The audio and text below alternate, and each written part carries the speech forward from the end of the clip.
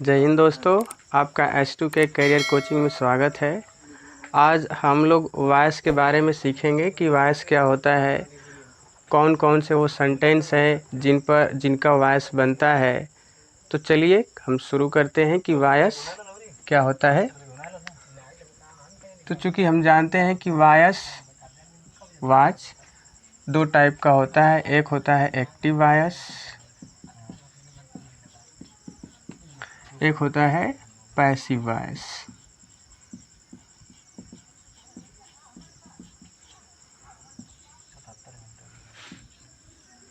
तो अब सीखें एक्टिव वॉइस क्या होता है या पैसिव वॉइस क्या होता है। तो एक्टिव वॉइस होता है कि जो वाक्य का सब्जेक्ट होता है, यानी जो डूअर होता है, काम करने वाला, वो मेन वर्ब से पहले लिखा गया हो तो उसको बोलते हैं एक्टिव वॉइस। और पैसिव वॉइस क्या होता है, जो वाक्य में क्रिया को करने वाला है यानी डूअर है, वो मेन वर्ब के बाद लिखा गया होता है। तो ऐसे सेंटेंस को क्या बोलते हैं, पैसिव वॉइस का सेंटेंस। जैसे एग्जाम्पल हम कुछ लिख रहे हैं, एग्जाम्पल की मदद से ज़्यादा समझ में आएगा। तो लिखते हैं वी ड्राइव कार, हम कार चलाते हैं। और क्या, आई टीच इंग्लिश।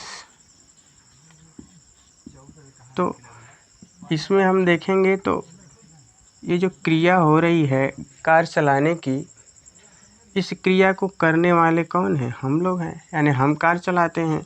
तो इस क्रिया को करने वाला शुरुआत में लिखा गया है। उसी तरह ये पढ़ाना, आई टीच इंग्लिश, मैं इंग्लिश पढ़ाता हूँ। तो इस क्रिया को करने वाला कौन है, यानी पढ़ाने का काम कर रहा है ये, और इस क्रिया से पहले लिखा गया है। ये क्रिया हो रही है और इस क्रिया को करने यानी कार चलाने का काम हम लोग करते हैं, यानी हम करते हैं। तो वो कहाँ लिखा गया है, मेन वर्ब से पहले, यहाँ पर भी मेन वर्ब से पहले। तो ऐसा जो स्ट्रक्चर होता है उसको बोलते हैं एक्टिव वॉइस। पैसिव वॉइस क्या होता है, इसी को जैसे ऐसे भी लिखा जा सकता है, car is derived by us. इसको लिखा जा सकता है इंग्लिश इज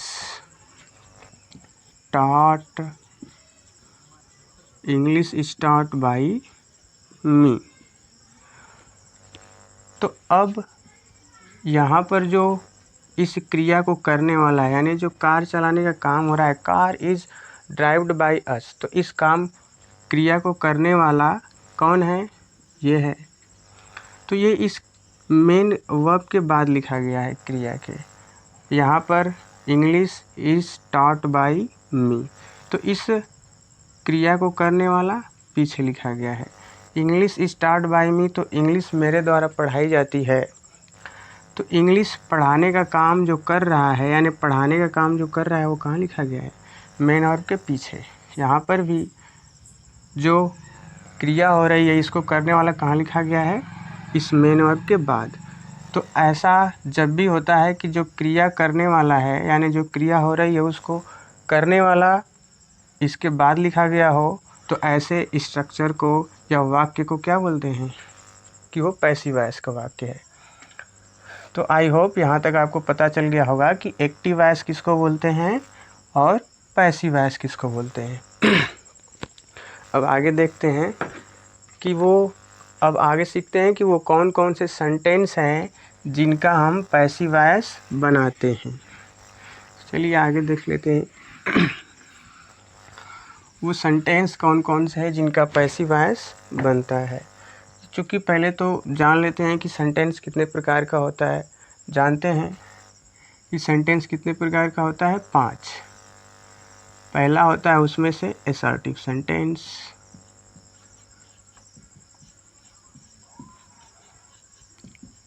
असर्टिव सेंटेंस।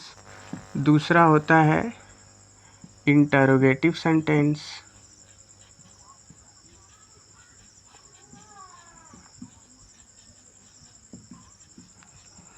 और तीसरा होता है इम्परेटिव सेंटेंस।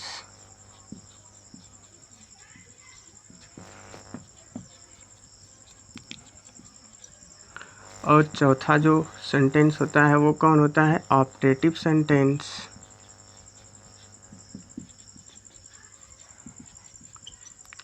और पांचवा जो सेंटेंस होता है वो कौन होता है? एक्सक्लामेटरी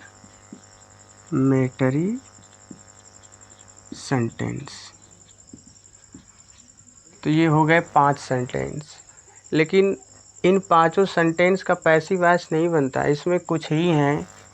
असर्टिव सेंटेंस है, इंटरोगेटिव सेंटेंस है और इम्परेटिव सेंटेंस है। यही 3 है जिनका हम पैसिव वॉइस बनाते हैं। इन सब का पैसिव वॉइस नहीं बनता है। तो आपको पता चल गया होगा कि इस 5 सेंटेंस में से assertive sentence, interrogative sentence, imperative sentence ही हैं जिनका पैसिव वॉइस बनाते हैं। तो अब आगे चलते हैं, असर्टिव सेंटेंस के बारे में जान लेते हैं कि असर्टिव सेंटेंस क्या होता है और उसका पैसिव वॉइस जो बनाने का तरीका है उसके बारे में देखेंगे। चलते हैं आगे।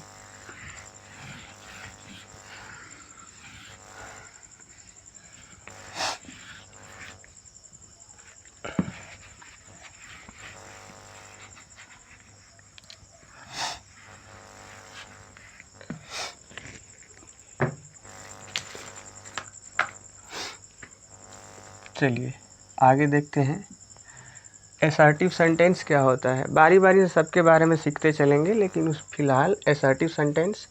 तो असर्टिव सेंटेंस ऐसे सेंटेंस को बोलते हैं जिसकी जो वाक्य में शुरुआत जो वाक्य की होती है वो सब्जेक्ट से हो। इसका स्ट्रक्चर होता है सब्जेक्ट, फिर वर्ब, फिर होता है ऑब्जेक्ट।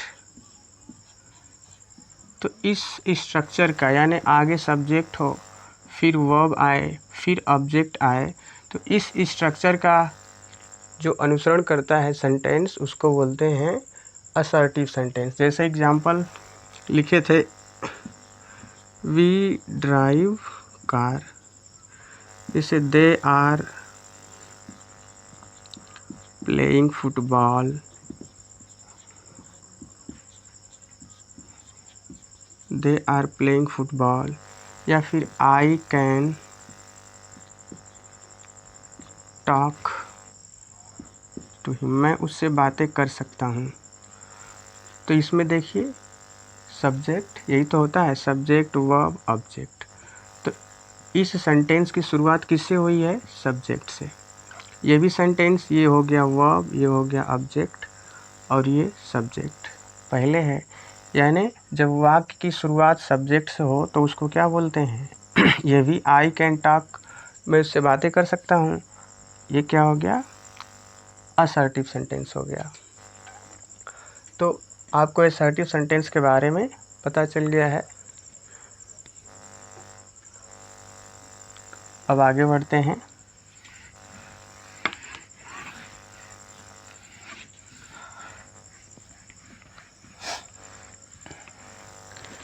तो अब आगे असर्टिव सेंटेंस का जो पैसिव वॉइस है बनाने का जो रूल है उसके बारे में देखते हैं कि असर्टिव सेंटेंस का पैसिव वॉइस जो बनाने का जनरल रूल है या सामान्य रूल है उसके बारे में थोड़ा सा बता देते हैं, फिर उसके बाद आगे देखेंगे।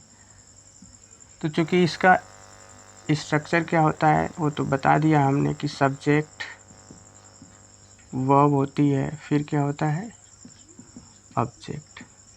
इस स्ट्रक्चर का पालन करता है तो उसको बोलते हैं असर्टिव सेंटेंस। तो असर्टिव सेंटेंस का जो पैसिव रूल बनाने का जनरल नियम है या सामान्य नियम है वो क्या होता है? वो होता है कि जो ऑब्जेक्ट है उसको क्या करते हैं? सब्जेक्ट बनाया जाता है। यही तो होता है पैसिव वॉइस बनाने का, ऑब्जेक्ट को सब्जेक्ट बनाते हैं। और जो ये वर्ब है ये एक्टिव वॉइस की वर्ब होगी तो इसको क्या करेंगे? जो पैसिव वॉइस की वर्ब उसको लगाएंगे।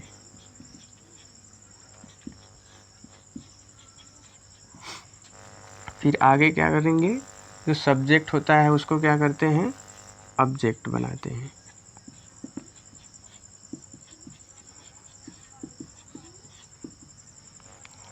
तो ये होता है सामान्य रूल जो हम असर्टिव सेंटेंस का पैसिव वॉइस बनाते समय हमेशा फॉलो करेंगे।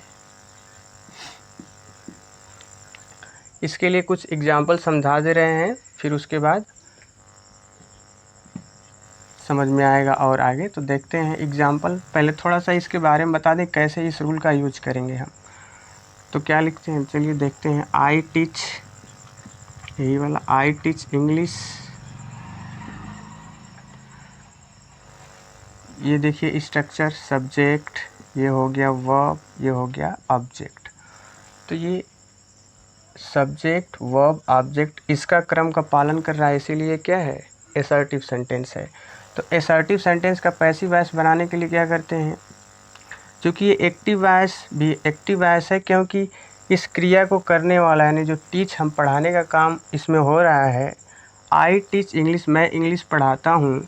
तो इस क्रिया को करने वाला वाक्य के शुरुआत में लिखा गया है, यानी इस मेन वर्ब से पहले लिखा गया है। तो ऐसे सेंटेंस को क्या बोलते हैं, एक्टिव वॉइस का सेंटेंस। तो इसका देख लेते हैं पैसिव वॉइस। ये जो रूल बताया है कैसे अप्लाई करेंगे उसके बारे में है। तो ऑब्जेक्ट को क्या किया जाता है, सब्जेक्ट बनाया जाता है, और ये जो वर्ब होती है उसको पैसिव वॉइस में लिखते हैं। तो इसको हम बदल कर लिख दे रहे हैं, जिनको नहीं पता होगा बाद में आगे सीख लेंगे, लेकिन फ़िलहाल इसको समझाने के लिए हम बदल दे रहे हैं। इज टॉट बाई, ये सब्जेक्ट होता है, क्या हो जाता है, ऑब्जेक्ट। तो ये जिस तरीक़ा से हमने इसको बनाया है असर्टिव सेंटेंस में, ये हमेशा या जनरल रूल है जो हमेशा इसको अप्लाई करना पड़ेगा असर्टिव सेंटेंस का बनाने के लिए।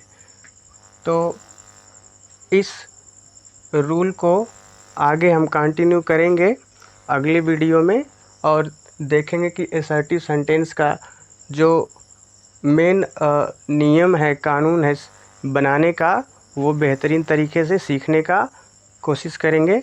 तो जय हिंद, धन्यवाद।